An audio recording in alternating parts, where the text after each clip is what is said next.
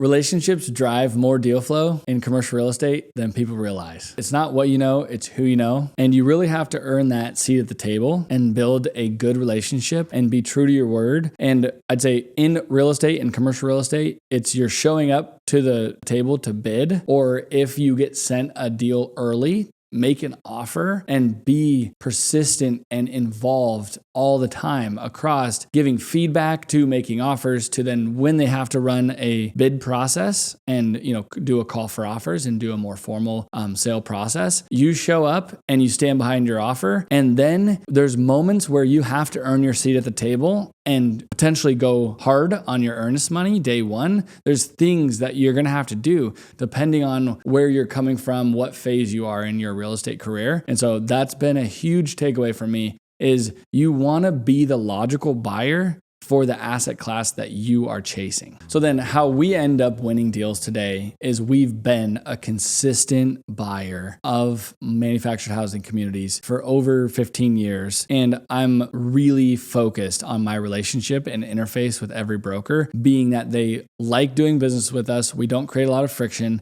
Our process that we run through due diligence, I've never retraded in the sense of I want a credit. What I've done is I ask for the seller to make the repair while we're in escrow and pay for it versus just giving me a credit. The credit is for something that I'm going to have to pay for in the end anyways. And so what I found is that's one of my biggest, I'd say, wins on the escrow dynamics of when we get awarded the bid, let's say, and we're the selected buyer for a property, we become the easiest group to work with, bar none. And I really actively try to do that. And there's a few times where, we get a call back where the utilities are taking a week or two to be transferred and the old seller is unhappy because of the deal we made with our utility billing service. And so we brought that in-house. And now when we buy and close on a property, we transfer all of the utilities ourselves in-house to minimize any of the friction that ever goes back to the broker and the seller. And so anytime I'm aware of or made aware of those types of things, we're constantly fixing and reducing friction through a transaction so that the next time they have a deal that they want to sell as a broker or a seller, we are the logical buyer and we're the best and easiest to work with.